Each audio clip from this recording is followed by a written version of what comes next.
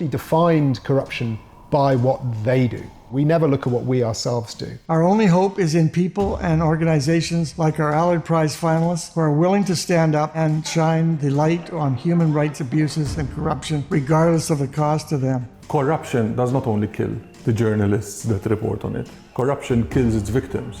Es imposible transformar porque mientras sea permitido en un país que el poder se mantenga impune. They are swimming against the current in a way that people always find threatening. The $100,000 Canadian Allard Prize for International Integrity is awarded to an individual, group, or organization that has demonstrated exceptional leadership and courage in the protection of human rights while upholding the rule of law, promoting transparency, and combating corruption. The more we can do to expose it and to care about it, then the better we will be at stopping it. Just care about it.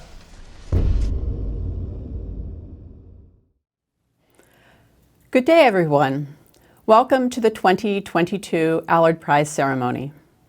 I am Nicole Barrett, a human rights lawyer, former war crimes prosecutor, and director of the International Justice and Human Rights Clinic at the Peter A. Allard School of Law at the University of British Columbia. It is my honor to serve as the Master of Ceremony today. I am pleased to present the 5th Allard Prize Ceremony and the second live virtual ceremony. I'm currently in Vancouver, speaking to you from the unceded ancestral territory of the Musqueam, Squamish, and Tsleil-Waututh nations. Thank you for joining the celebration of the 2022 Allard Prize honorees. The $100,000 Canadian Allard Prize for International Integrity is awarded to an individual, group, or organization that has demonstrated leadership and courage in combating corruption and protecting human rights while promoting transparency, accountability, and the rule of law. The Allard Prize is administered by the Allard Prize Foundation and steered by the Allard Prize Committee in consultation with an international advisory board comprised of anti-corruption and human rights experts from around the world. I would like to thank the members of the Allard Prize Committee and Advisory Board whose time and experience provide valuable guidance to the Allard Prize. This is the first Allard Prize ceremony since the death of Peter Allard earlier this year. Mr. Allard founded the prize to recognize extraordinary contributions to the fight against corruption and the protection of human rights, and is just one example of Mr. Allard's long legacy of promoting justice and integrity. Mr. Allard's motivating principle was to celebrate and amplify the stories of truth tellers and justice defenders working to make the world more fair and just. The Allard Prize is pleased to carry forward Mr. Allard's long legacy of standing against corruption and human rights abuses with courage, integrity, and transparency. We will begin the ceremony today with a brief memorial video of Peter Allard.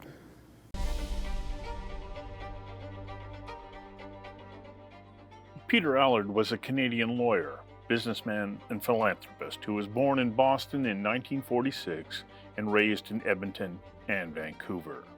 He graduated from the University of British Columbia in 1971 and practiced law and participated in various business enterprises. He was a generous man. He established the Highbury Foundation, and he also supported numerous other groups, including the Graham Hall Nature Sanctuary. In 2015, he made the largest gift to a Canadian law school in history and founded the Allard Prize for International Integrity in 2012 to celebrate and support human rights and anti-corruption leaders. The pursuit of justice and truth is fundamental to who Peter is. He was particularly interested in those who faced adversity in their fight against corruption or their exposure of corruption. And so one of the major pillars of the prize is courage. Did you show courage? I'm always astounded at the number of incredible stories of personal sacrifices, suffering, torture, and even assassination in the pursuit of justice that comes to us from the list of those who are nominated. He had a very strong sense of what was just, and he didn't just talk about it, he took concrete action to address it. And that was one of the things that he was trying to encourage through the prize as well, was not just commentary about issues, but concrete action to try to address them. I challenge all of us to become participants in the quest to improve all of the systems that we were responsible for managing, not just in Canada, but worldwide. And I challenge all of us to spend less time on pure commentary and more time on incorporating our collective intellects into progressive and equitable solutions and actions.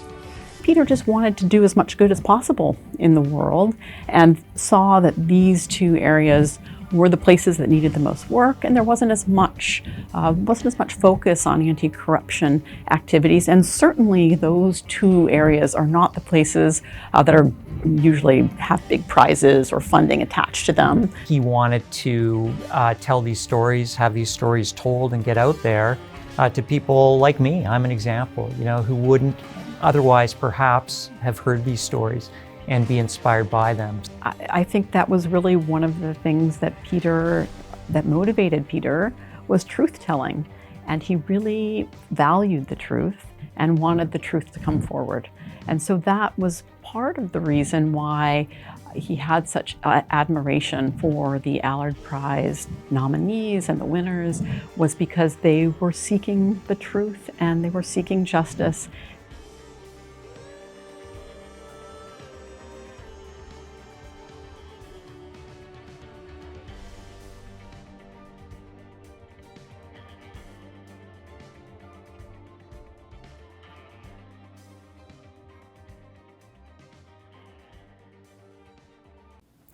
Thank you to Vancouver-based Oh Boy Productions for compiling this video. Before we begin, I have a brief housekeeping note. There will be a 30-minute question and answer period with the finalists and keynote speakers immediately following the ceremony. If you would like to submit a question, scroll down below the video stream and enter your comment into the question box. And now, on to the announcement of the 2022 Allard Prize. This is the 5th Allard Prize awarded. The inaugural recipient in 2013 was Anna Hazare of India, followed in 2015 by joint recipients John Gathongo of Kenya and Rafael Marques de Moraes of Angola.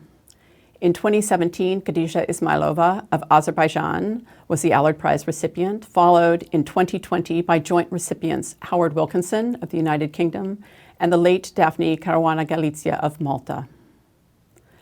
After a comprehensive nomination and selection process, this year's 3 finalists were selected from 279 nominations coming from 78 countries.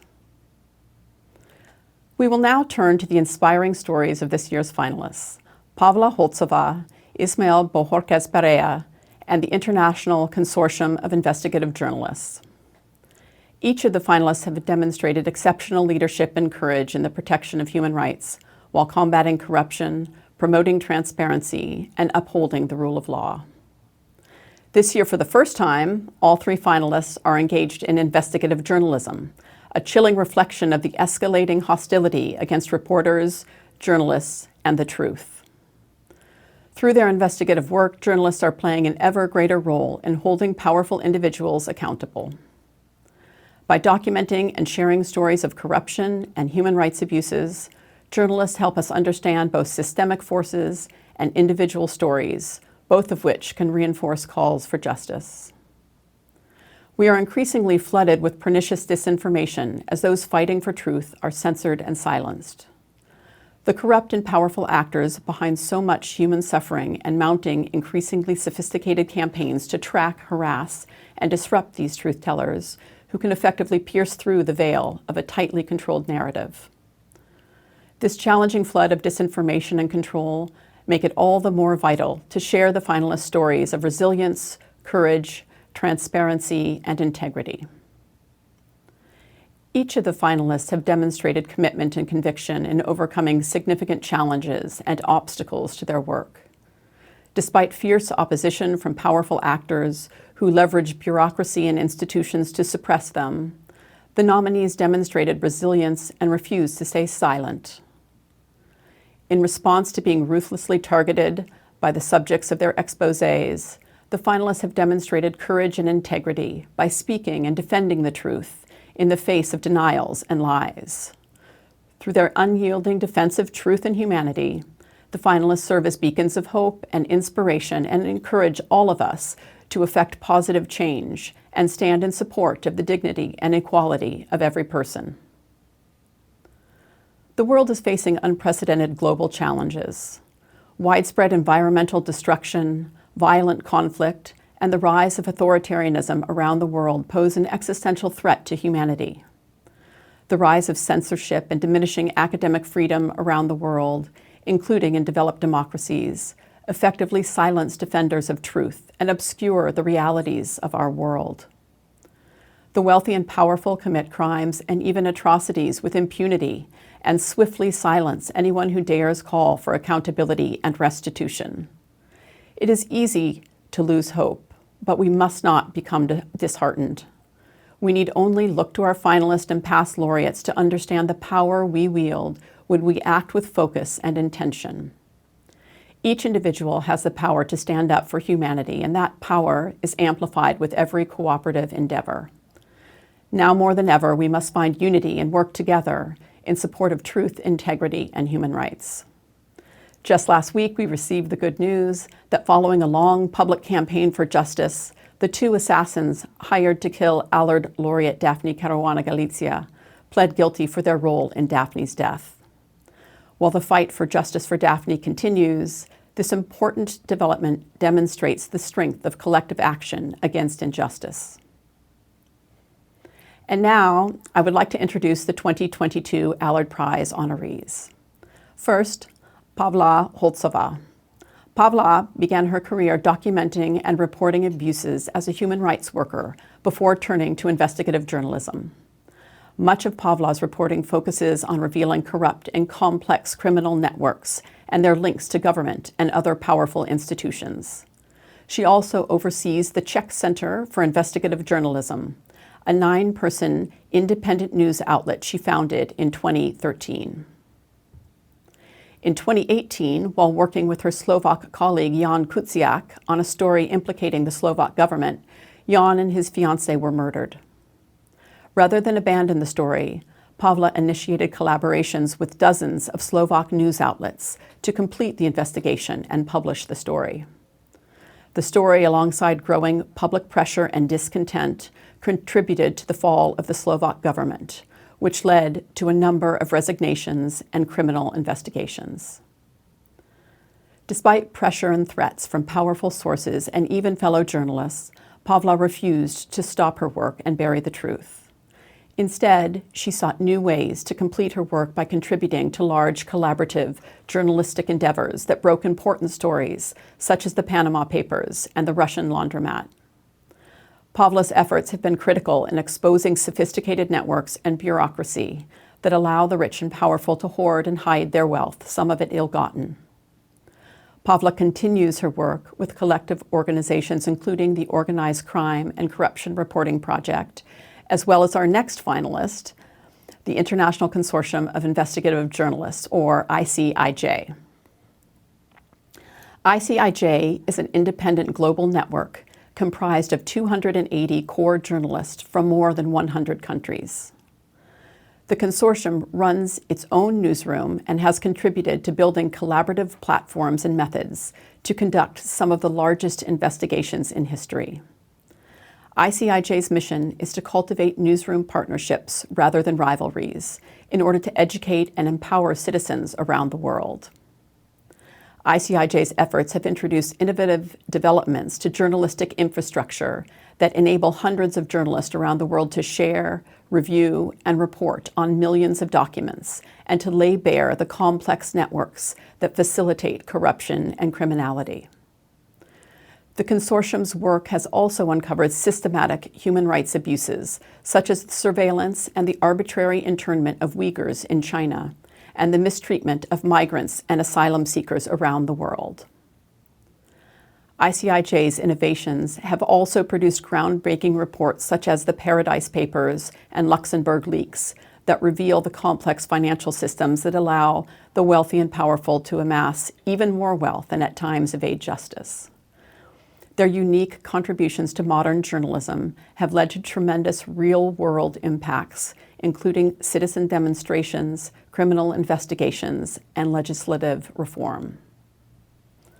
Finally, the third honoree is Ismael Bojórquez Perea, an investigative journalist and co-founder of the Mexican weekly paper Rio 12. Rio 12 is based in Sinaloa and covers local narco-trafficking, organized crime, corruption, and government affairs. Ismael has written and published numerous stories detailing human rights abuses on the part of the government and armed forces, steadfastly calling for justice. He has also uncovered corruption schemes to further enrich the wealthiest individuals in the country, which have broken the citizens' trust. Their in-depth reporting on these topics have made Ismael and the Rio 12 newsroom targets of harassment, interference, and violent attacks. Reporters have had their phones infected by spyware, compromising journalistic integrity and source safety. In May 2017, Rio 12 co-founder Javier Valdez Cárdenas was killed outside the newspaper's office. While Bojórquez could have shuttered the office due to growing threats, he insisted on continuing operations and instead vowed to be more cautious in conducting their work. Mexico is one of the most dangerous countries in the world for journalists to operate. Rather than sacrificing his reporting, Ismael has been vocal in calling for accountability and justice for the murdered journalists and criticizing the government for its lack of action. We would now like to share several short videos on each of the Allard Prize honorees.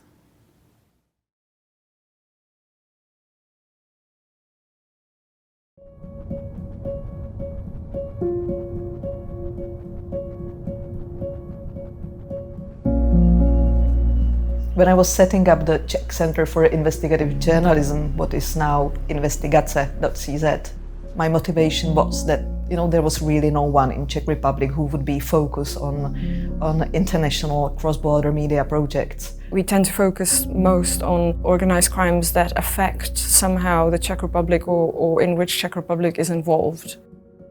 The first story we've done, it was a story about Azerbaijani ruling family, the Aliyev family, who were buying and investing heavily into real estate in Czech Republic. This story we've done together with Khadija was barely noticed here in Czech Republic, but back in Azerbaijan it had a huge impact. And Khadija ended up in prison, and we at OCCRP created Project Khadija. Khadija project was basically about us writing stories that Khadija was not able to do while she was jailed. And it was a message that if you jail a journalist, you will not stop the stories.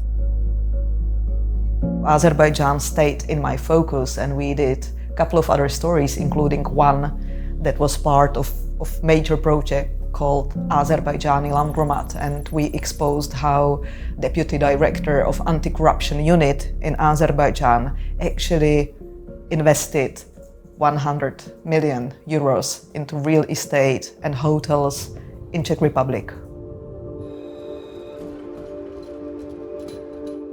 If I face surprises in any area of investigative journalism, it's definitely reporting on cocaine trade and organized crime, and that's a sort of a topic that was introduced to me by my colleague Stevan Dojčinovič.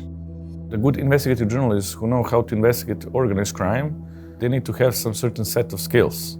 And Pavla is currently one of the best organized crime reporters that there is. Pavla and Stevan worked together on these criminal networks that were set up in Central Europe and the Balkans, and they've always noticed these connections with Latin America because many of these people were trafficking in cocaine. The top player, the leader of this cartel, was based in US, and his second to command, Zoran Jakšić, he was detained in 2017 in Peru. And we decided we are going really to do what was not done before and create this global story on global narco group. Organized crime group that smuggle cocaine internationally. This is a really dangerous topic. Once she managed to enter one of really dangerous prison in Peru, where she talked with one of the heads of Serbian organized crime. Importante ver que una periodista en Europa tenga el interés y le guste hacer coberturas de este tipo que a veces pueden ser peligrosas para una periodista europea. In 2013, I got introduced to Jan Kuciak, and I understood that he's super talented investigative journalist, and he started to be the first contact for me anytime I needed anything from Slovakia. Pavla told me a very wild story about the Calabrian Drangheta in the east of Slovakia, and she asked me if I could check some facts for her. Yeah, sent her, so I was sure it has to have some real basis, the story, but I was really very skeptical. We were able to prove that, you know, that there is connection between the most powerful Italian mafia, Ndrangheta, and then Prime Minister Robert Fico. Unfortunately, Jano was killed before we finished the story. We finished and published the story. Our initial thought was it might have had something to do with that story. But it turned out the most powerful Slovak businessman ordered the murder of Jano. We, as a journalist, understood that we need to join our forces and finish all the stories Jano started. Otherwise, if we would give up, it would be like really risky position for us, because it would send the message that by killing of a journalist, you can kill the story. They ended up, uncovering basically how, Slovakia as a country was corrupt. The judges were corrupt, the prosecutors were corrupt. The police was the strongest organized crime group, and after we exposed and the police really started to investigate those ties, the system collapsed and the government fell. The clearest evidence in the case of organized crime are the financial transactions or evidence of ownership of certain assets. Very often these elements form the basis of our stories. We published Pandora papers with ICIJ 5 days before elections. It really resonated in society. One of the largest stories in the huge pile of different stories in Pandora papers was the story of the Czech Prime Minister. Andrej Babiš is, as well as being a politician, he is also a billionaire, an oligarch, if you will. Now the former Prime Minister is blaming us for losing elections, what we take as a badge of honor. But the situation changed. The government needs to face the issues with the war, but they are doing much better now. At least in two countries, the Czech Republic and Slovakia, she is probably the most important person for investigative journalism. She really is a global investigative reporter, and there are only a few of these type of people in the world.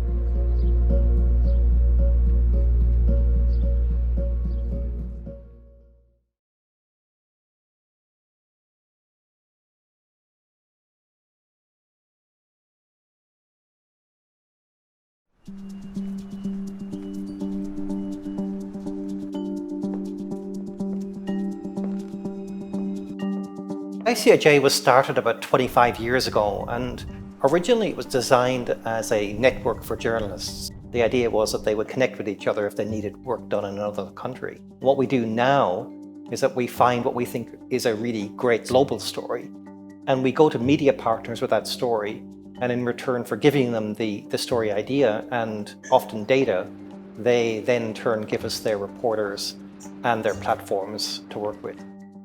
You have people like me who are reporters, and we do our own reporting, and we're often published in media and news outlets by other organizations who work with us. But we also wear that second hat, which involves collaboration.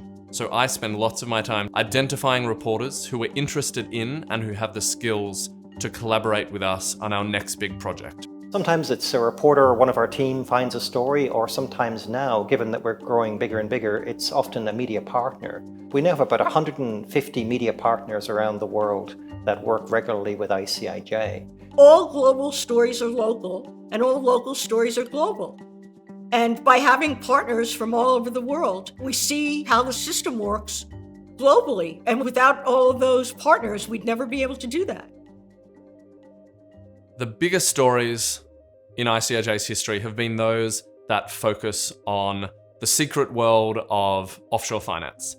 What's important to recognize is that this industry is secretive by design. We did our first big global investigation into offshore in 2013 that led to other stories on offshore, which eventually actually triggered the Panama Papers itself. The benefit in ICIJ having done repeated investigations on similar topics over the years has also been to show the evolution of things. From Panama Papers to Paradise Papers, we saw how multinationals were really involved in this game of tax avoidance. And then with Pandora Papers, that was a great opportunity to look at the system globally, because the leak was not just from one company, but it was from 14 different offshore financial providers. We could actually prove how the whole system had issues and not just the one isolated company. It's somewhat ironic that the more that ICIJ exposes this kind of behavior, the more nimble that criminals and their enablers have to be to respond to that. And that's one of the reasons why we continue reporting on this topic. We're very tech-driven. Almost half of our current team are either data journalists or technologists. And we're kind of filling a gap that has emerged in the media because the media is not investing in technology. We're also able to gather big data sets, either from whistleblowers or from publicly available data. The important thing for us is really what we see, especially when you have documents. It's all about verifying that those documents are factually correct. What we try to do, data team and tech team, is try to go through them, no matter how big and massive they are, and to try to clear them out for others to easily use.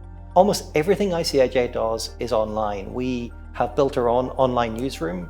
All the reporters go into that newsroom. They are able to talk to each other securely on that platform. We've also built a sharing platform so that a reporter in one country can contact a reporter in another country securely and enable that collaboration that allows cross-border stories to be told.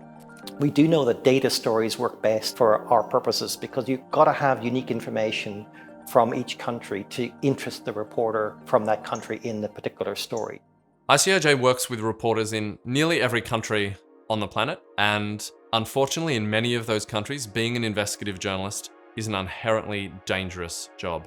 Collaborating can be a tool in helping reporters to overcome repression, overcome censorship, and overcome those dangers. What we've found is that reporters can find a story in their own country that they would not normally be allowed to report on. But by working as a collective, they're able to share that information with reporters from other countries who then report on that topic. Stories come to ICIJ in a range of different manners. We are, of course, best known for some of our blockbuster leak-based investigations, but ICIJ is also more than that. We've also done other investigations based on public sources like implant files, which looked into the industry and the lack of regulation over medical devices like hip and breast implants. We also requested through FOIA laws around the world hundreds of documents, and there were a lot of partners who were health reporters too, so they could share their expertise with others. You don't know when something becomes important until it becomes important. The Uber files on Macron were actually from several years before he became the leader of the country. But they're now important because he is the leader of the country in France. And you can actually shed new light on things that people have forgotten about through this kind of journalism. If you don't know what reality is like on the ground in another country, then you're not going to be able to identify the best stories and tell the story in a way that is likely to have most impact. So part of my job and part of the job of many of my colleagues in ICIJ is to train those reporters, helping them where we can, so that they can tell the most important local story for them. One of the main things needs to happen is raising the profile of the organization. Because when the stories are published, they're published by partners all around the world, but it's not necessarily ICIJ's name that comes through. They all attribute the journalism to ICIJ within the content, but it's not necessarily the first thing the reader may notice. The real impact of ICIJ's investigations is not necessarily what you see on the front page the day after our investigation breaks, but really how our reporting feeds into an understanding over the longer term of what governments around the world need to do to make the world a fairer place.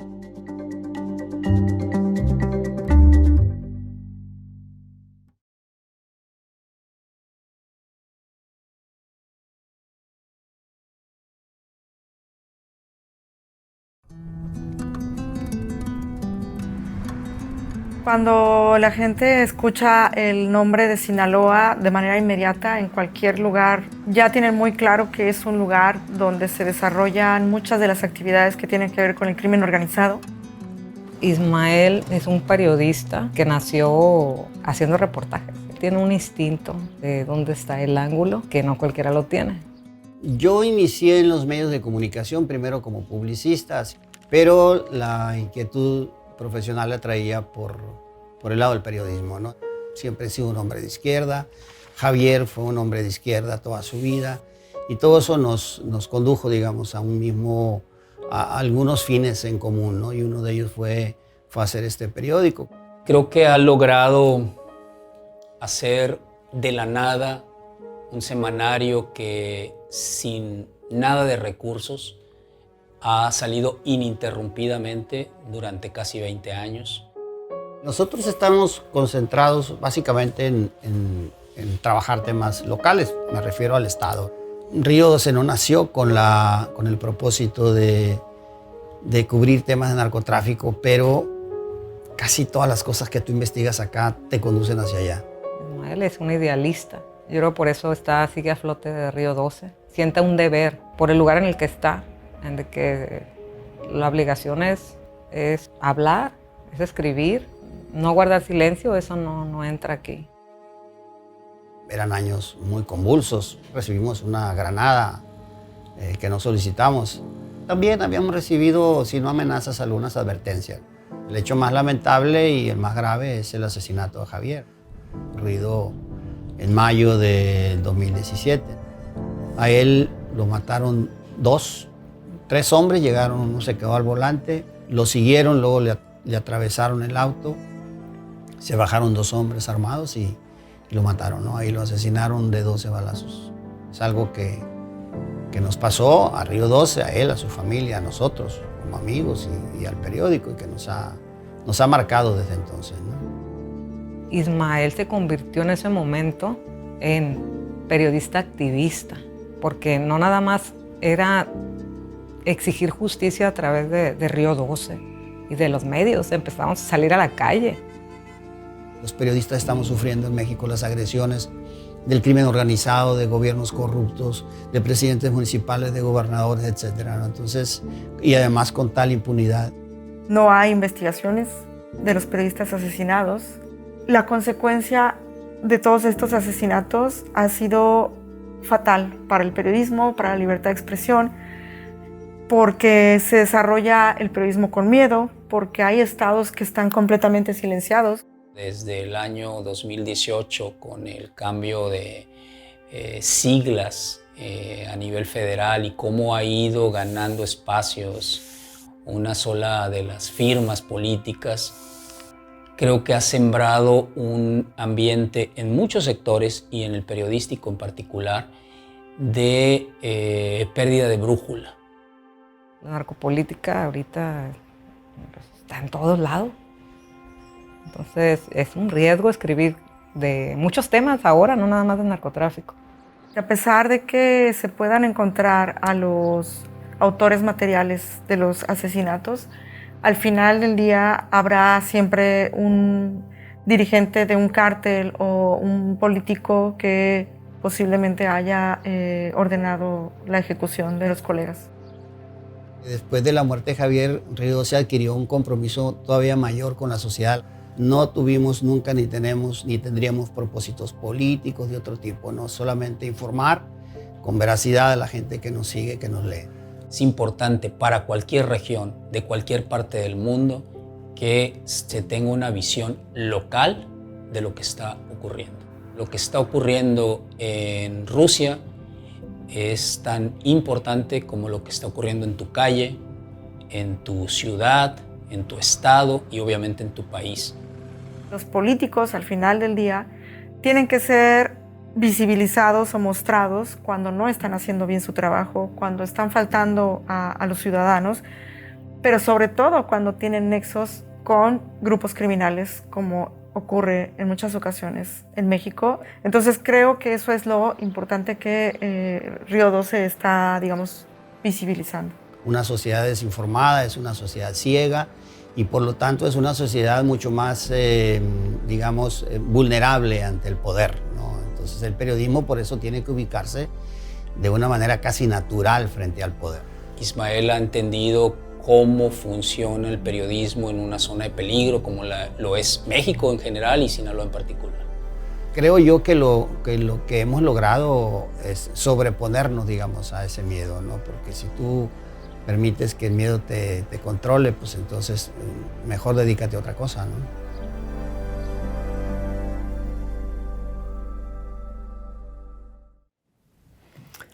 What inspiring stories. All of the finalist videos will be available on the Allard Prize's social media channels. You can help us educate the public by sharing the videos widely. If you have a question for one of our finalists, please enter it below so it can be asked during the question and answer period following the ceremony. You can submit your questions at any time before the Q&A begins. I would now like to introduce our 2022 keynote speaker, who has herself demonstrated incredible resilience in the face of targeted persecution. Wai Hnin Pwint Thon is a young Burmese human rights activist. She is the daughter of Maya A, one of the leaders of the 1988 uprising pro-democracy movement. Due to her father's role in the movement, he was imprisoned for much of Wai Hnin's early life. When her father was imprisoned for the second time for his involvement in the events leading up to the Saffron Revolution in 2007, Wai Hnin traveled to the United Kingdom to campaign for her father's release. Once abroad, she began working with the families of other Burmese political prisoners to raise awareness and build public pressure to secure their release. Due to her criticism of the military regime in Myanmar, she has been unable to return due to fear of arrest.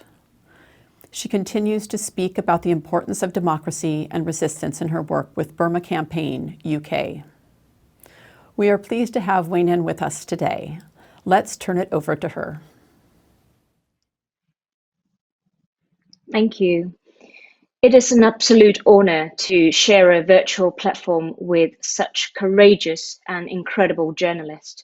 I would like to thank the organizer and committee member of Allard Prize for their continuous effort in recognizing the voices of journalists around the world. I came from a country called Burma, or some may know it as Myanmar. For 60 years, the military in Burma have been targeting journalists. One of the first things General Ne Win did after the coup in 1962 was to establish a press scrutiny board. The main purpose of the board was to control media and limit the information the people have access to. It still exists today, although with a different name. The basic truth is that the military is terrified of journalists. They are terrified of the people of Burma knowing what they are doing, knowing about human rights violations, the corruption, and nepotism. So they literally shoot the messenger. They shoot and kill journalists. They arrest them, torture them, and jail them. And becoming a journalist in Burma means taking a decision to do a job, knowing that because of it, you could end up in jail or dead. It takes incredible bravery. I grew up under a military dictatorship and became a political refugee in the UK in 2007.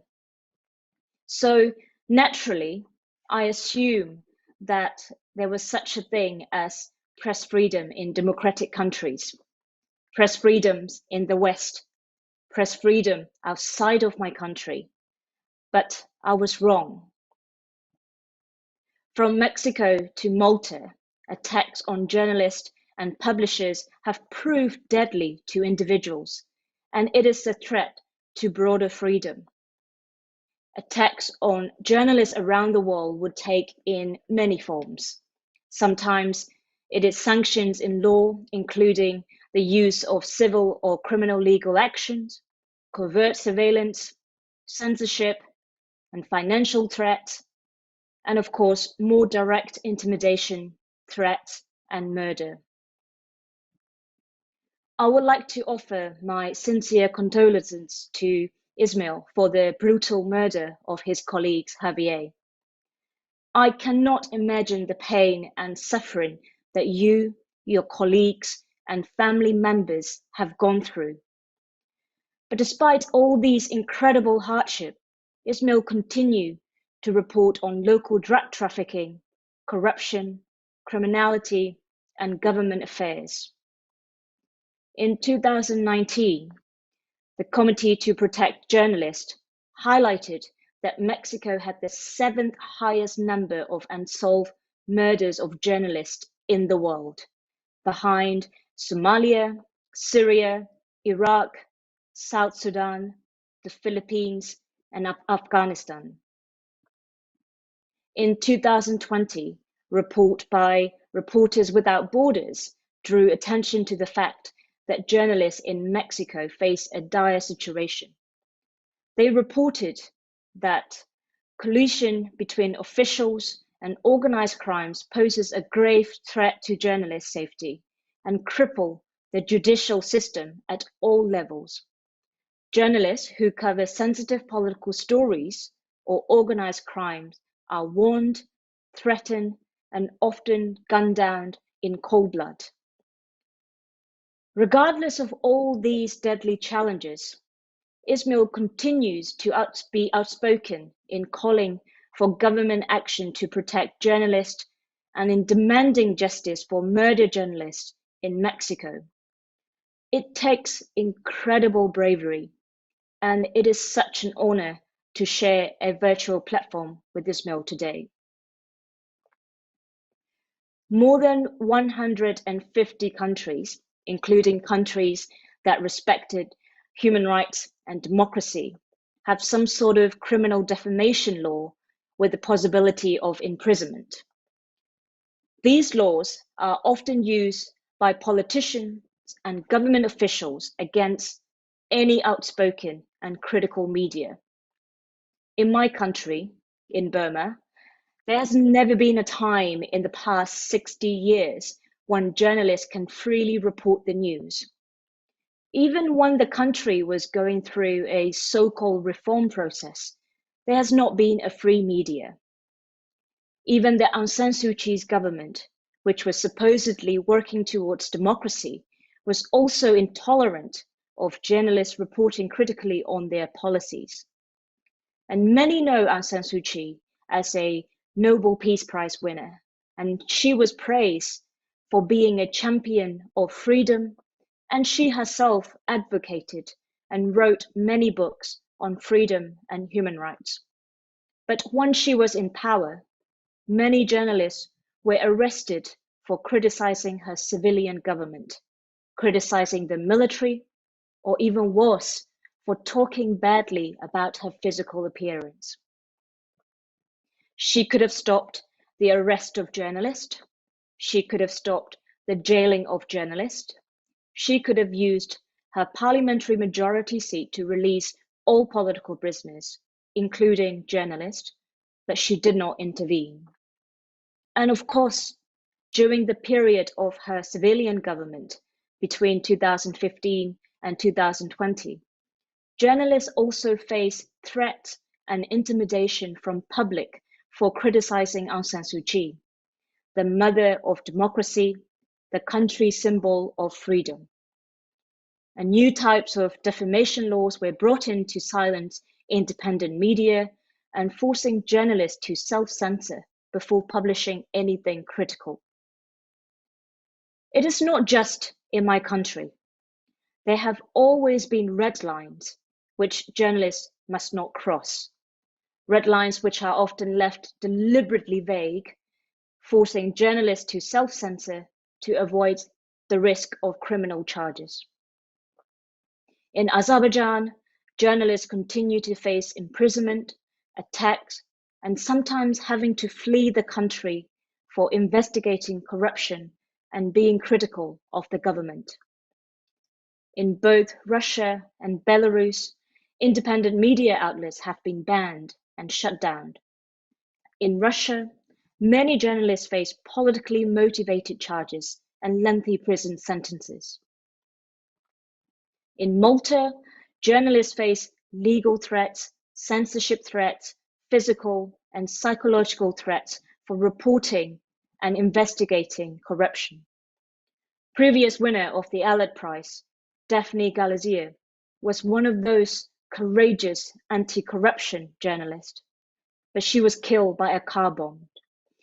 And October 16th was the 5th year anniversary of her death. And of course, it is not only inside countries that dictatorships and governments imposing restrictions, censorship, and imprisonment on journalists. We can say that one of the very well-known cases of extrajudicial killing or state-sponsored crimes against journalists would be the killing of Saudi dissident and Washington Post journalist Jamal Khashoggi at the Saudi consulate in Istanbul, Turkey. With all these challenges that journalists face around the world, I strongly believe that networks such as the International Consortium of Investigative Journalists is extremely important. A network and a platform for journalists to come together, work together, and share solidarity with each other. And ICIJ is an independent global network of 280 journalists from more than 100 countries. And it is an incredible network of journalists that comes together to uncover corruption, abuses of power, and to investigate millions of documents to expose broken system and widespread wrongdoing. They are behind many groundbreaking reports, including the Panama Papers, the Pandora Papers, and the Luxembourg Leaks, and many others. Their incredible hard work have resulted in criminal investigations around the world. I believe that Burma can use the help of ICIJ as well. And I believe that the network like ICIJ is crucial in upholding values of free press and integrity in our society. And one of their members, Pavla, has also been listed as one of the finalists for the Allard Prize today. Pavla is an investigative journalist from Czech Republic and a founder of Czech Center for Investigative Journalism, which is an independent news outlet that is part of the Organized Crime and Corruption Reporting Project. Pavla and her colleagues face threats, harassment, and violence because of their work.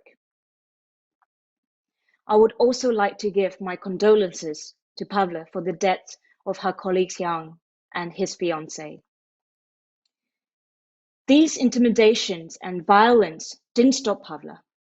She helped with the investigation of Jan's murder and demanded justice.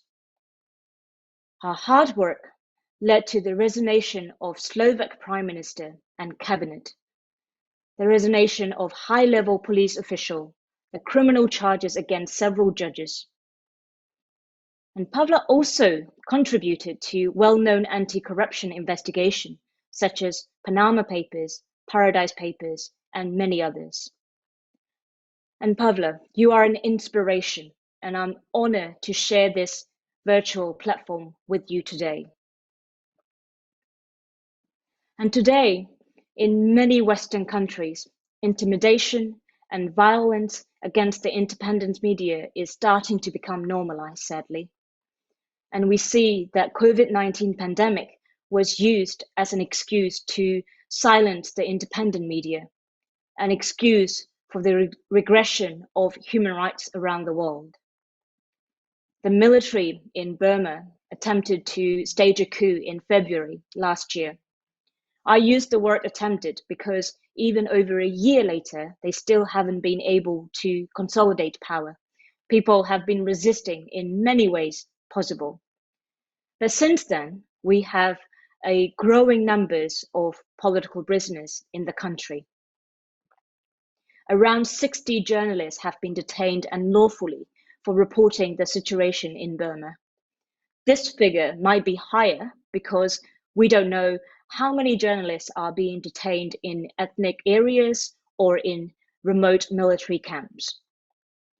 And we know that when they get arrested, they get torture, abuse, sometimes sexually assaulted, raped, and some died in detention center before making it to prison or before being charged.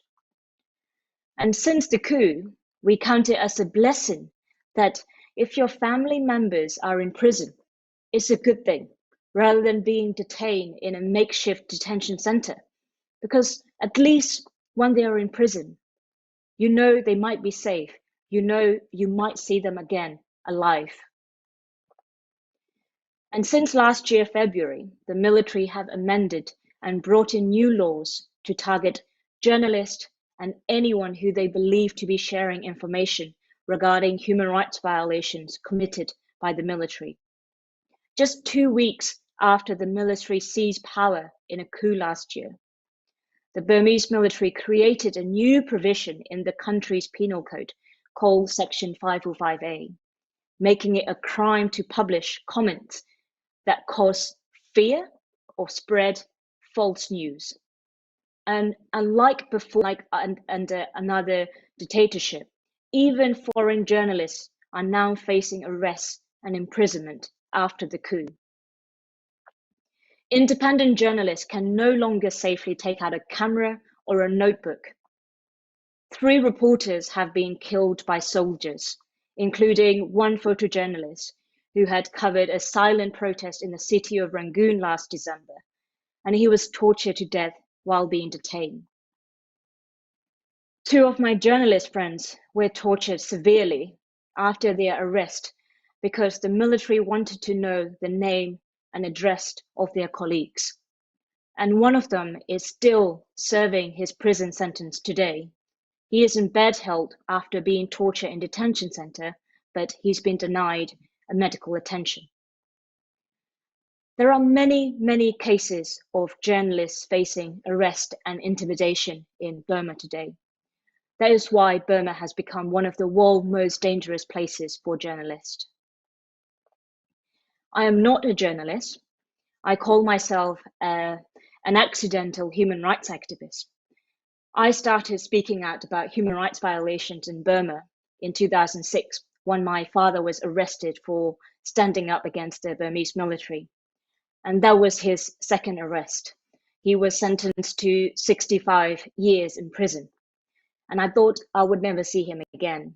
But because of campaigning, because of advocacy, he was released in 2012.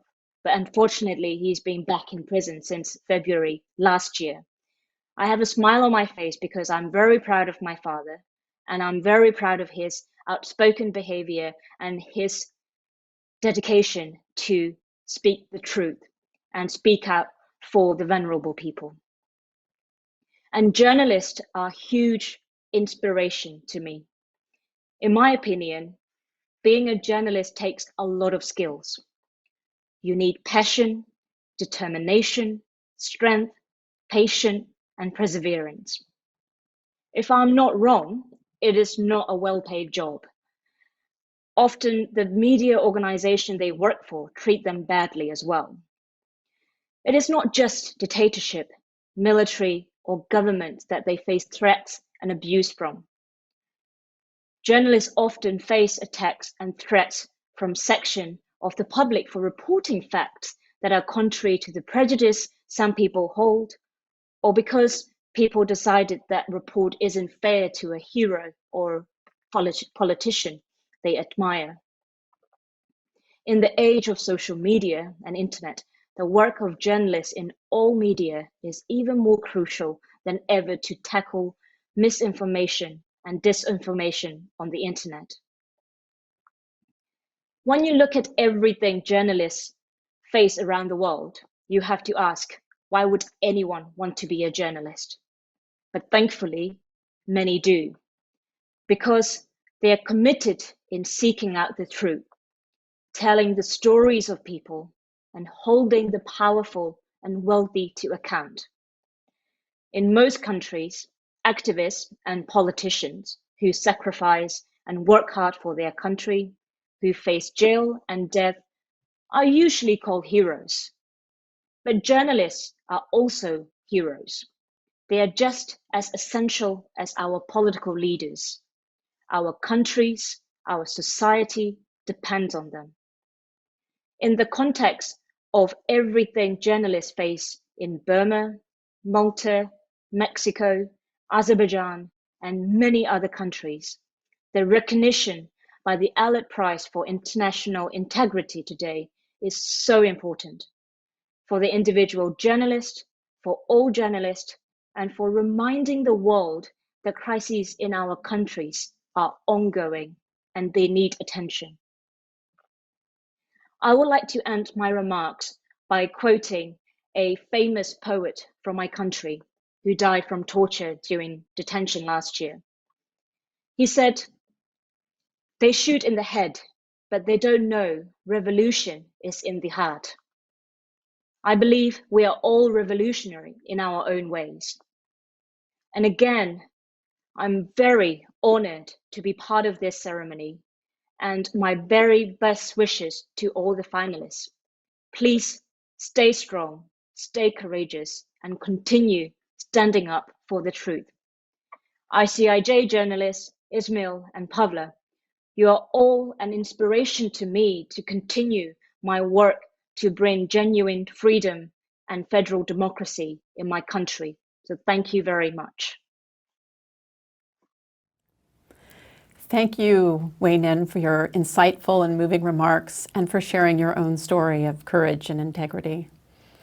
Your efforts to fight repression remind us of the incredible work of our three finalists. In different ways, you all demonstrate a firm commitment to truth that inspires us to act with greater resolve in fighting for justice in our own lives. Before I announce the 2022 Allard Prize, I would like to briefly introduce Tiago Rourke, the designer who creates the physical Allard Prize Awards, each of which is a unique artwork.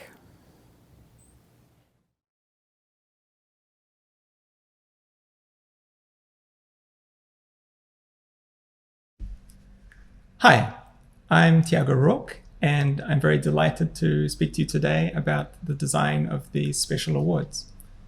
They're created with a digital process that uses a particle simulation to create unique forms and patterns that are derived from the names of each recipient. Symbolically, these clouds of particles represent a complex and chaotic world wherein the incredible people and groups recognized by the Allard Prize are stabilizing forces. This means that each award design is unique and part of a growing family of designs with each edition of the Allard Prize. Myself and my friend Greg Saul were very fortunate to have our proposal selected in the 2013 design competition. And currently the awards are designed and fabricated here in Portugal. I'd like to extend a sincere thank you to the Allard Prize Committee for giving us this opportunity. It's been a great honor to be able to work on these awards, knowing that they serve to recognize the incredible courage of these truly special people who are fighting for justice in our society.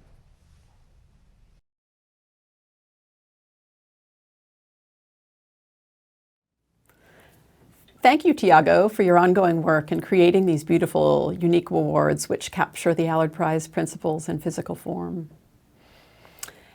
And now, I have the great privilege of announcing the recipient of the 2022 Allard Prize for International Integrity. This year's recipients are co-winners, Pavla Holcová and Ismael Bojórquez Perea. I now invite Pavla to accept the 2022 Allard Prize. Thank you very much for honoring me with the Allard Prize for Public Integrity. Standing here, receiving the award, I feel like this must be some kind of a mistake, and soon I will be exposed as imposter. The reason is simple. I'm the lucky one. Unlike many of my friends and colleagues, I'm alive. I am not in prison, I am not formally charged and prosecuted, or at war, and the daily dose of hate I receive for doing my job is quite bearable. At the top of it, I'm living in one of the safest countries in the world, We have no volcanoes, just one poisonous animal, and to replace politicians, we use elections and not Kalashnikovs. From point of view of a journalism, Czech Republic is kind of a boring country. So I decided to join Organized Crime and Corruption Reporting Project. OCCRP is a team of investigative journalists and other very smart people who are giving voice and platform to those who are being silenced by the mighty journalists who suffer because of the unfortunate event of being born in repressive regimes, living in captured states, or work in constant shadow of organized criminal groups. I deeply respect and admire my colleagues in countries such as Mexico, Russia, Ukraine, Serbia, Azerbaijan, and many, many more. I don't need to go that far away from my home country to witness the anatomy of evil. In Slovakia, in 2018, investigative journalist Jan Kuciak and his fiancée Martina Kušnírová were murdered at their home. We as a journalist teamed up and managed to describe and explain to society what and why happened and what kind of political and justice systems enabled the murder to happen. People went to the streets and the old system collapsed. But after elections, new party replaced the old system with something similarly choking: hostility. Hostility towards journalists, ideological opponents, critics, or anyone who dares to think different. This hostility helped to generate the very first Slovak homegrown terrorist, a 19-year-old boy who wrote his manifesto and then went and killed two people in a gay bar. It happened only a week ago. We as a journalist have only very limited ability to change the world. We equip people with the information and then hope for the best. Sometimes, as in case of Jano Kuciak, it works up to a certain point. Sometimes we as a journalist need to face unexpected consequences of our job as helping to replace one evil with another. Investigative journalism is frustrating, depressive, and unsecure job. And this is why I rely on my colleagues and people like you who are attending tonight's event, that in case I will lose my voice, someone will be there for me, still living in a safe country, and will provide me with one. I now invite Ismael Bojórquez Perea to accept the 2022 Allard Prize. Buenas tardes a todos, qué gran honor compartir esta mesa con esta gran periodista Pavla Holcová y con compañeros del Consorcio Internacional de Periodistas y por supuesto con el jurado del Premio Allard, edición 2022. Me siento muy emocionado desde que nos postularon en mayo, mucho más en agosto cuando se dio a conocer que éramos finalistas y sobre todo porque eran finalistas con este gran consorcio, este gran proyecto de periodistas internacionales y con esta gran periodista checa, Pavla Holcová, reconocida a nivel internacional. Y también porque esta distinción nos daba la oportunidad de plantear, exponer ante el mundo esta gran tragedia que vive el periodismo en México. En los últimos 15 años han asesinado a casi 170 periodistas. En lo que va de la administración de Andrés Manuel López Obrador han asesinado a 60 periodistas cuando pensábamos que las cosas podían cambiar. Y solamente en este año han asesinado a 15 periodistas. Entonces, estar acá nos permite visibilizar más este tema, ¿no? Que tiene que seguirse discutiendo no solamente en México, sino fuera de nuestro país también. Y quiero dedicarle el premio a las víctimas, a los periodistas que han sido asesinados, a sus familias, por supuesto, que siguen buscando justicia.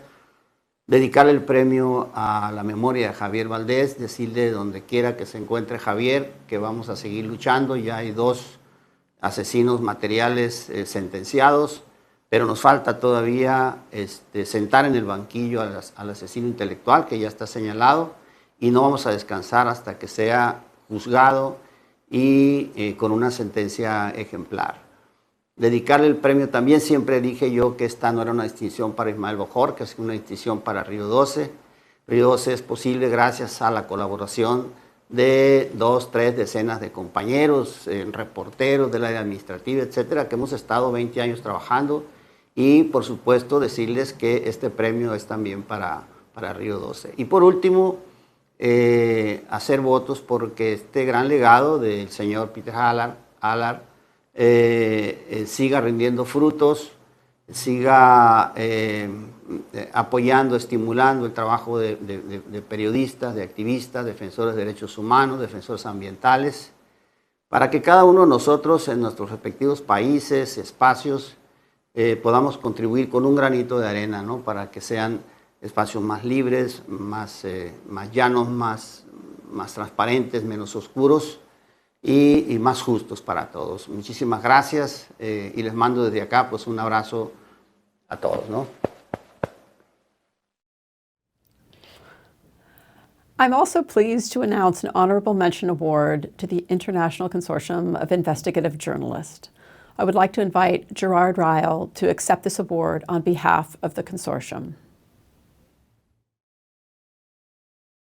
I want to express the gratitude of the International Consortium of Investigative Journalists and to express my gratitude as the leader of this organization for the recognition given to us today by the Allard Prize. What we do at ICIJ is quite simple. We find what we think is a great global story, and we bring the story to media partners around the world.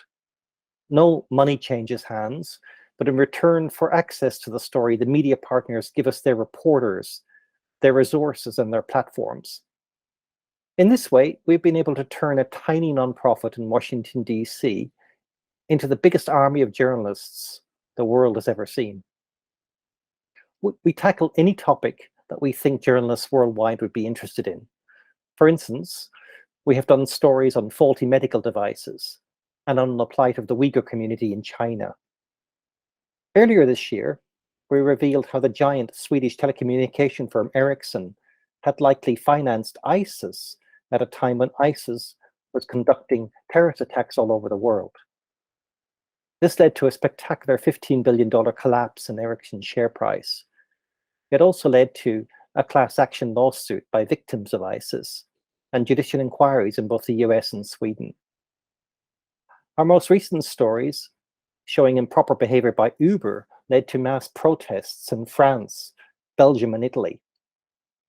We tackle many topics, but there is one topic we keep coming back to over and over again, and that is financial secrecy. This is because we believe that alongside what people are doing to the environment, financial secrecy is causing the biggest harm of our time. And it is this work on tackling corruption for which we are being honored today. Our Pandora Papers project from last year involved more than 600 journalists from 150 media outlets in 117 countries, all working together in silence for almost 2 years. We feel it is no longer okay for journalists to remain silent on the big issues that are doing harm to society, and we are very grateful that this work is now getting the kind of recognition that the Allard Prize can bring. So on behalf of every journalist who works with us, thank you very much. This concludes the 2022 Allard Prize Ceremony. Thank you for joining. I hope these stories of courage and leadership will inspire you to fight for a more just and transparent world in your own communities. I would like to once again thank Wai Hnin Pwint Thon for her insightful and inspiring remarks. We will now have a brief question and answer with the Allard Prize laureates and our keynote speaker. To submit your questions, please ensure you are on the Allard Prize streaming page and type your questions into the comment box directly beneath the video stream. To receive alerts and updates about Allard Prize initiatives, including the Allard Prize nominations and the biannual photography competition, please enter your email address in the subscription form located at the bottom of this webpage.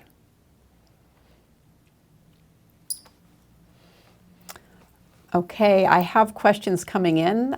Here is one for Ismael. Ismael, as a journalist, how can you change the opinion of people of... ¿Cómo puedes cambiar la opinión de las personas? Okay, I'll ask the question and then wait for a period so the translation can take place.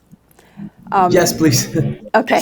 Ismael, as a journalist, how can you change the opinion of the people of Sinaloa that have been highly influenced by the presence of the cartels and the many people who look at the cartels as benevolent? Como un periodista, ¿cómo podrías ayudar a cambiar la perspectiva de las personas que han sido, que ven a la presencia de los carteles como un agente benevolente, ¿no? O incluso benefactor? Sí, claro. Es muy común, y esto es histórico, es muy común que en zonas como Sinaloa, considerada la cuna del narco, la gente vea a los líderes del narcotráfico como benefactoras. Ellos han cultivado esto. ¿Puedes traducir? It's very common here in Sinaloa that people, almost from rural areas, tend to see the leaders of these organizations as well as community leaders, as benefactors or direct benefactors for the community. Sí, líderes como Rafael Caro Quintero, como Joaquín El Chapo Guzmán, como Ismael El Mayo Zambada, se han encargado de introducir, de hacer lo que el gobierno no hace, por eso son vistos también de esta manera, es decir, introducen líneas de electrificación, reparan caminos, construyen caminos, regalan despensas, reparan escuelas, en fin, ¿no? Y eso va generando también en la gente cierta empatía y cierta admiración por ellos, ¿no? The main thing is that people like Rafael Caro Quintero, like Joaquín Guzmán Loera or Ismael El Mayo Zambada, they have taken responsibilities that in the first place, they should have been covered by the government. They have provided electricity, other services, food services, and the main thing is that they have themselves, these leaders, they have cultivated this image with the people. Y entonces, una de las funciones nuestras como periodistas, como medios, es que la gente entienda que esto lo hacen por su propio interés, porque intentan generar bases sociales de apoyo, pero tenemos que hacerle ver a la gente que, pues al final de cuentas son criminales, es gente que se dedica al tráfico, que envenena a jóvenes, que corrompe a las autoridades, que toma ciudades, que impone el terror, etcétera, ¿no? We journalists are in between. We have to look objectively at what is happening. These leaders of these organizations are building the social ground for them not to be criticized for what they are doing in the first place, which is corrupting society, corrupting the authorities, poisoning the youth. And we as journalists, we have to make the people see that other perspective. En 2014, cuando detuvieron al Chapo Guzmán en Mazatlán, en febrero de 2014, vimos algo insólito. Vimos una marcha de 3,000 jóvenes, la mayoría jóvenes, mujeres, hombres, muy guapos, muy guapas, que estaban exigiéndole a la autoridad que soltara al Chapo Guzmán porque decían que el Chapo Guzmán les daba trabajo, les daba, en fin, o sea, se sentían bien con el Chapo Guzmán, y cuando lo detuvieron, pues marcharon por las calles de Culiacán y por las calles de otras ciudades, demandando al gobierno que lo soltara, ¿no? Entonces, ahí la responsabilidad de nosotros fue demostrar que esas marchas habían sido financiadas por el crimen organizado, y en este caso en particular por el cártel del Chapo Guzmán. In 2014, with the second detention of Joaquín Guzmán Loera, we saw something without precedence here in Sinaloa and even in Mexico, which was social mobilization demanding the release of Joaquin Guzman Loera. And there were many people, more than 3,000 young women and men who said and argued that Joaquin Guzman Loera was an important part, an important benefactor of the Sinaloan community. And we as journalists, what we did is that we proved that these social mobilizations were directly financed by the cartel. So that's partly where we stand in our work with the perspective of the Sinaloan people. That'll be all. The next question is for Gerard, for ICIJ. Gerard, you mentioned that your team is very tech-driven. In which ways have technological advances facilitated your work, and in which ways have they made it more challenging? Look, I think we're very lucky as journalists in that we're actually in the middle of an information age. Whistleblowers are able to copy vast amounts of records and give them to journalists like our teams. I think it's a different challenge for journalists nowadays. I mean, when I started working as a journalist almost 40 years ago, it was very difficult to get any kind of information. It could take you days to get basic information on, say, who owned a company. Now you can, trace vast amounts of information across borders, but it does present a different kind of a challenge. And I do think we have to make better use of technology. And that is something that we're experimenting with all the time at ICIJ. It's not just bringing the reporters together and the human factor to big investigations, but just using technology in a better way, training our machines to recognize the same kind of documents and over again. I think we really have to remake journalism, because I do think the old model of journalism at the moment is dying. The business model is dying, and we have an opportunity here to do things differently. And I would also argue very much we can do better journalism in the future. We wish you the best of luck in that endeavor, because, of course, it will be extremely important for you to use the technology to help the world.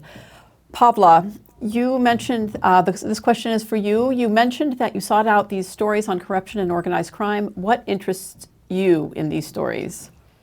So my interest is actually corruption and crime, because we are told during our childhood and adulthood that this is the way the world works.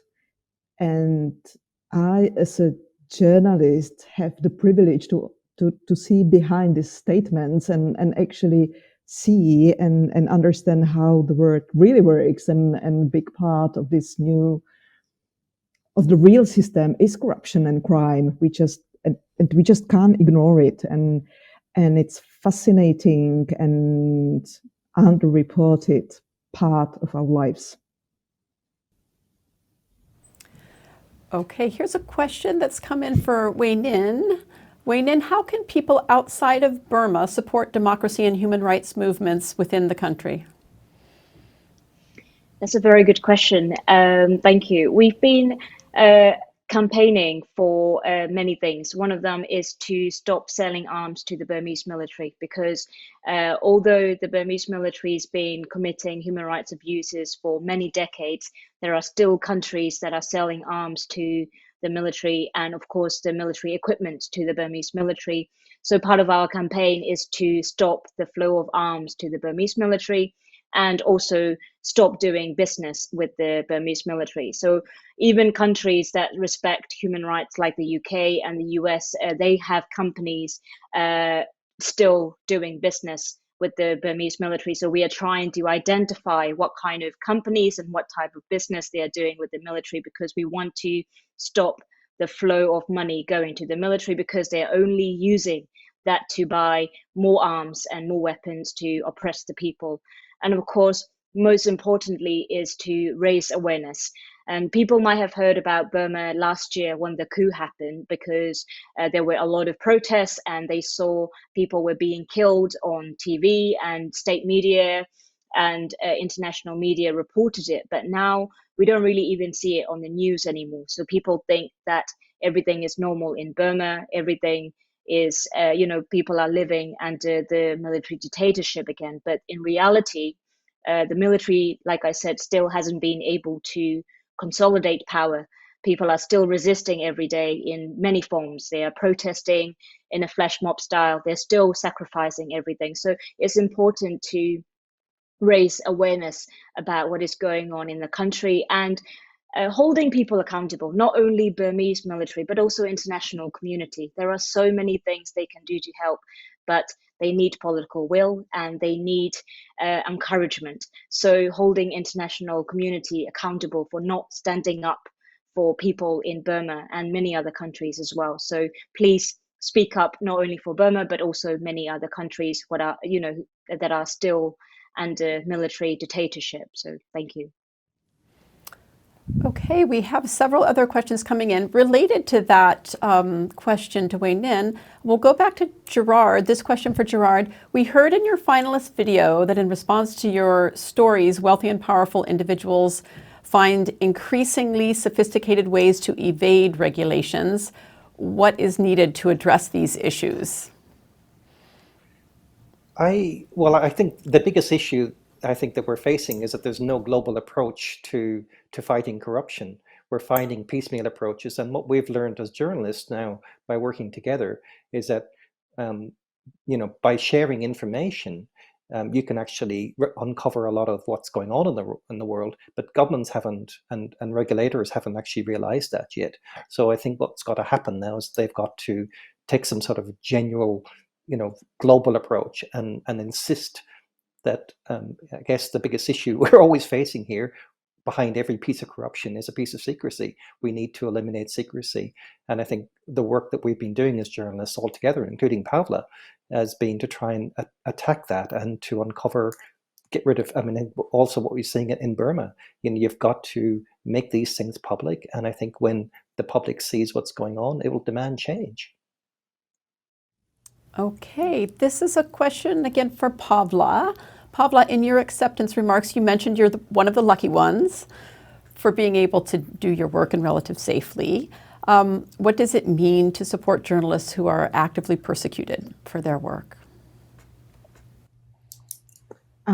I know it from my experience of working with my colleagues from other countries, such as Macedonia, for example, or Azerbaijan. Sometimes we publish a story that's not really interesting for our public or for people living in my country, but because we reported on that story, the journalist in the respective country can report it on it as well. Like the Czech journalist came with the information, the head of a secret service is having dual citizenship or whatever. And then usually this could be the first crack on this kind of a wall of control of information, and this wall can collapse in a couple of years later, because we give the voice to someone who otherwise would need to stay silent, and they have this opportunity to hide behind foreign journalists, like report on what they reported on. And this is kind of a quite often fake level of protection, but at the same time, in half of the cases, it really works well. So that's the input.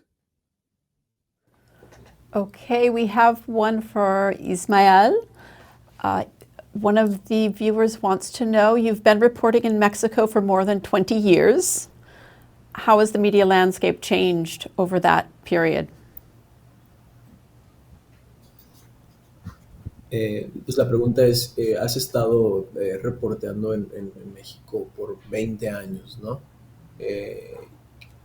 ¿Cómo ha cambiado el panorama para los medios durante esos 20 años? Claro, ha cambiado, pero ha cambiado para mal. Cuando recién empezó Río 12, el narcotráfico no estaba ni tan extendido en el país, ni tan profundizado en las instituciones, en la sociedad. Y en estos 20 años nosotros hemos visto cómo el crimen organizado prácticamente se encuentra en todo territorio nacional y ha corrompido a prácticamente la totalidad de las instituciones. Well, it is known that it has changed, but in my opinion, it has changed for the worse. When we began the labor of the work in Rio 12, violence, the violence associated with organized crime wasn't so widespread across the nation. Now it's very difficult to find a place in Mexico that doesn't have direct violence associated with organized crime. And it is known that also that it has corrupted institutions and authorities almost entirely.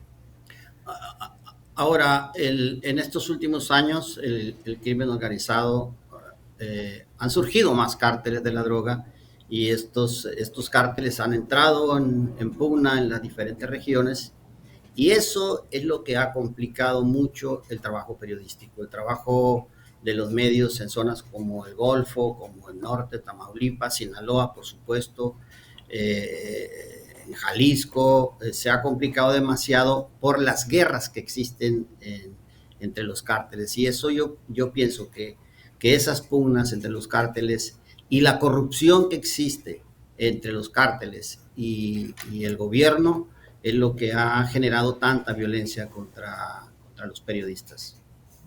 Also, the division of many of these organizations has made other smaller and in most cases more violent small organizations that are in war, that one with another. So it has also made more difficult the work for the authorities, with for the most part are in compliance with these internal wars between the cartels, and this has made the media or the journalism landscape across the nation much more difficult than it was 20 years ago. Ahora, nosotros creíamos que esto podía cambiar. Ahora, cuando llegó Andrés Manuel al gobierno en 2018, pero no cambió. Y no solamente no cambió, sino que ahora los medios tienen que lidiar también con una política del gobierno central, del gobierno federal, de asedio a los medios, de impunidad, además, porque el 99% de las agresiones a periodistas no se castiga y el gobierno no ha demostrado ninguna voluntad de que esto cambie, de que esto se modifique. Entonces, por eso la situación para nosotros es, a la vuelta de 20 años, es mucho peor. Also, when Andrés Manuel López Obrador entered office, we thought that these crimes against freedom of press were going to change. But we, across his administration, we have found something completely different. We have found a widespread federal politic of almost censorship against being critic with the federal government, and this has for us made even the fight for freedom of press here in Mexico even more difficult. Por eso. That'll be all. Okay, here's a question that came in without a name attached to it, but I think it could be for everyone. Disinformation campaigns and polarizing messaging is making it increasingly difficult to assess the reliability of stories and sources. In this type of media landscape, how can people differentiate truth from fiction? Why don't we start? We can go around. Maybe Pavla, do you want to start? Okay, there's one very useful tool, and if it is dry and boring, it's probably fact-based investigative story. If it is full of emotions, quite probably this could be disinformation. That's it. Gerard, what would you like to say? Well, I think the greatest hedge we have against this actually is to bring reporters together. What we do at ICIJ, again, we bring reporters from all over the world together to look at the same set of facts. It's really difficult when you have 600 reporters all looking at the same set of facts and they all come from different backgrounds, different journalistic traditions. It's really, really difficult afterwards for anyone to challenge that story when you finally produce it. And I think that we can do that at all sorts of levels. You don't have to do it across the world. You can do it at a local level. I think journalists need to collaborate and to share information and to back each other up so that we can all check each other to make sure that, in fact, what we're seeing is, in fact, a fact, or that we're interpreting it correctly. I think journalism needs a lot more shades of gray rather than just say, this is correct or this is incorrect. Life isn't like that. Life has got lots of gray in between. And I think we've got to contextualize stories more if we want to win back the trust of the public, because I do think that it is an issue. We have lost generally the trust of the public as journalists, and we have to regain that. Thank you. Wai Hnin, do you have something you'd like to add? Well, I can say it from my perspective as collecting human rights violations on the ground and etc.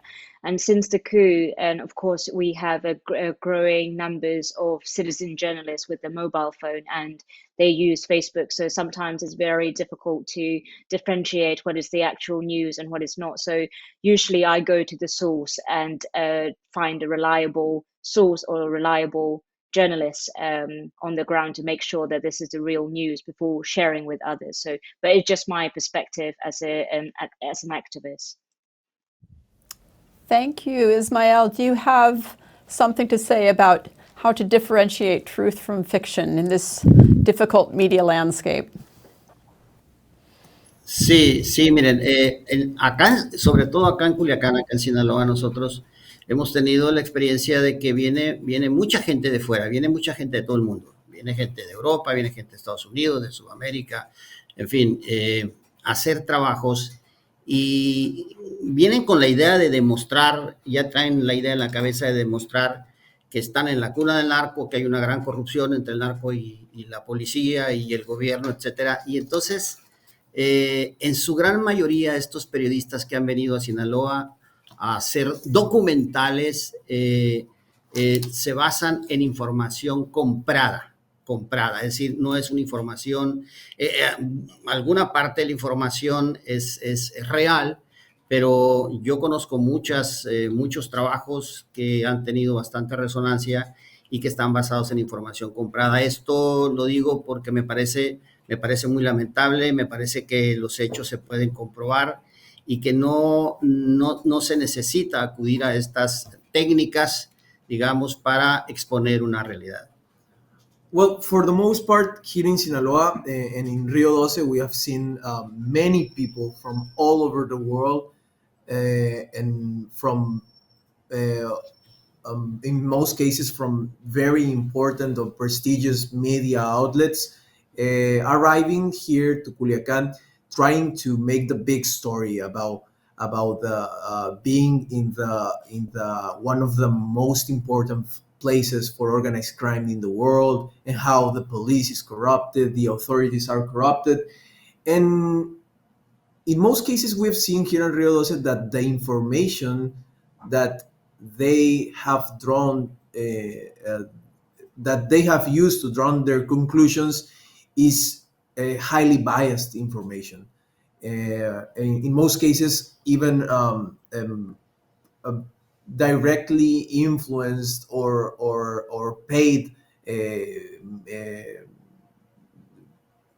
information, and we have seen that in those cases we have to do almost a part of education with them, no? That we know that we can make a difference between what is an opinion and what is a fact, and that is what we try to do here. Okay, I have another question that can be for everyone. What can regular citizens do to support the world of journalists and the calls for accountability? So let's start again. Let's go back to Pavla. What can regular citizens do to help you? Okay, I will be very straightforward here. If you can support us by providing us with any amount of money, it would grant us independence, that we wouldn't be, that we would be truly independent on any kind of a grants or grant writing or another bigger sums of money. But if you don't have the money, just please follow our stories, and not only the stories we write, but also what is happening to us. Because as we've seen in the case of my murdered colleague, Jano Kuciak, people played a crucial role in really exercising such a pressure on the government and on the police that the police president was forced to resign. And after his resignation, only then the murder investigation accelerated, and we as a society were able to see what was actually happening behind the curtains or in the shadows, and how the system was corrupt. And it was because there were people who went to the street and demanded independent investigation and demanded answers to their questions. So please follow our stories and follow our personal stories. That's really important. Okay, thank you, Gerard. What would you say? What can regular citizens do to support your work? Well, Pavla, you've really covered it all there. I do think one of the biggest issues we find, particularly those of us who are running nonprofits, is funding. It's really difficult to get funding for the kind of work we do. So obviously that. But I also think, and I'll make a very broad point here, that journalists generally underappreciate the public, because we don't really know anything. There's always somebody out there in the public who knows more than we do. And I think the best way to support journalists is to give us information and to give us leads, and to not assume that we know things, to take the time to email us, take the time to contact us securely. There are loads of ways of contacting journalists securely. Now you can download an app that will allow you to talk encrypted journalist to, or source to journalist. I think our biggest resource is our readership, and therefore, again, also what Pavla was saying, basically tweeting our stories, talking to your colleagues about it, because you never know who that information you'll be passing on might actually be to somebody who might know more about the type of topic that we want to do more work on. So the public is our resource. You are our biggest resource. We want to use you more. I think journalists too often forget that. Wai Hnin, do you have something particular to say about how regular citizens can support what's happening in Burma? I think both Pavla and Gerard covered it, so thank you. Ismael, do you have anything you'd like to add? Sí, muy rápido. Igual que Pavla y que el compañero, nosotros nos debemos a los lectores, y ahora con las redes a los seguidores. Entonces, ahí es donde está, digamos, nuestra base social, ahora sí, ¿no? Pero esto no se regala. El lector no te va a regalar en la mañana para leerte. Tú te lo tienes que ganar, y te lo tienes que ganar con un trabajo serio, profesional, que desarrolla una credibilidad que te puede alimentar durante años, ¿no? Entonces, es muy importante mantener esos criterios profesionales en el trabajo cotidiano. Todos los días, a todas horas, tienes que ser muy profesional. Well, I agree with Pavla and Gerard. The readers are one of our the most important resources that we have. but readers aren't going to give their attention away. And now with the internet, we can see that more. So you have to earn their attention and their trust. And how to do that? Maintaining a rigorous line of work. Okay, here's a final question for everyone. How does recognition and awards like the Allard Prize influence you in the work that you do? Pavla, is the Allard Prize and these types of awards, are they important? Do they provide you with helpful sort of support? I'd like to hear sort of how you reflect on the prize. It has many levels. It's not just that, it's a part of fundraising or, that I feel happy, but there's one very practical level of such an award and such an honor is it's giving us this kind of a shield or extra layer of protection, because once journalists like me are being recognized and are being kind of more known in general or among people who care, it's more difficult to hurt us or to kill us. It increases the cost.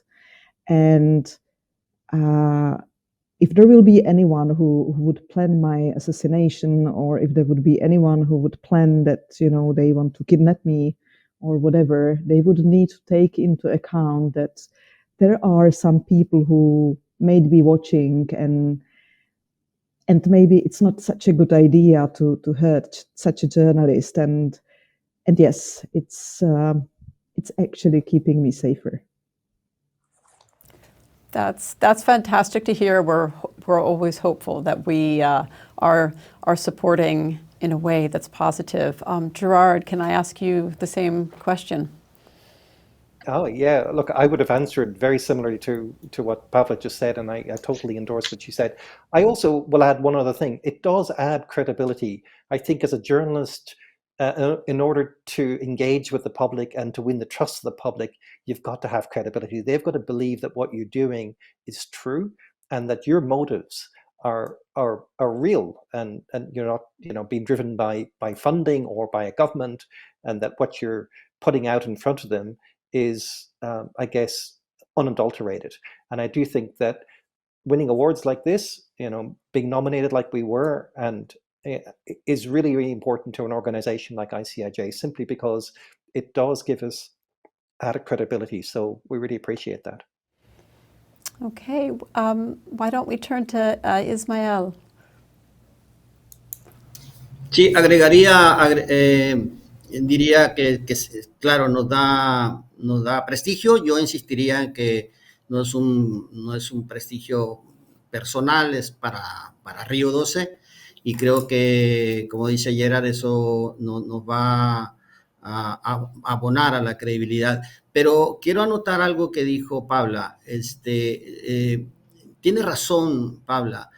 Si alguien quiere atentar contra un periodista, cuando el periodista es muy conocido o es más conocido, el costo va a ser más alto. Sin embargo, esto puede ocurrir en otros países, en Europa tal vez, en los Estados Unidos, no sé, pero en México no. En México se demostró con la muerte de Javier Valdés que, a pesar de ser un periodista muy conocido y de trabajar en un medio muy prestigiado, los asesinos no se detuvieron y lo asesinaron, ¿no? Entonces, sí, pues, esto puede ocurrir en otros países, pero en México no. Con estos niveles de impunidad que tenemos, no. Por el contrario, el que planea un crimen tiene la seguridad o el 99% de seguridad de que no va a ser castigado. Yes, I would like to agree with the participations of Pavla and Gerard. It certainly adds prestige to our work and also credibility. But here it is true that when a journalist is known, there's, as Pavla said, an extra shield of protection. But sadly, we've seen that this is what happens in other countries. Here in Mexico, for example, Javier Valdez was a very known journalist, an international award-winning journalist, and the people who killed him, they planned it knowing that they had the 99% of impunity at their favor when planning the murder. So yes, that is what I would like to add. Okay. Well, I don't have other questions coming in. I would like to thank you all very much. That concludes the 2022 Allard Prize Ceremony. Thanks once again to our honorees, Pavla Holcová, Ismael Bojórquez Perea, and Gerard Ryle on behalf of the International Consortium of Investigative Journalists, as well as Wai Hnin Pwint Thon for joining us today and for sharing your incredible stories of courage and resilience in the pursuit of justice. We encourage all of those watching to share these inspirational stories of hope, integrity, and leadership, and to draw upon them to become a catalyst for positive change in your own communities. Thank you and goodbye for now. We hope to see you again soon.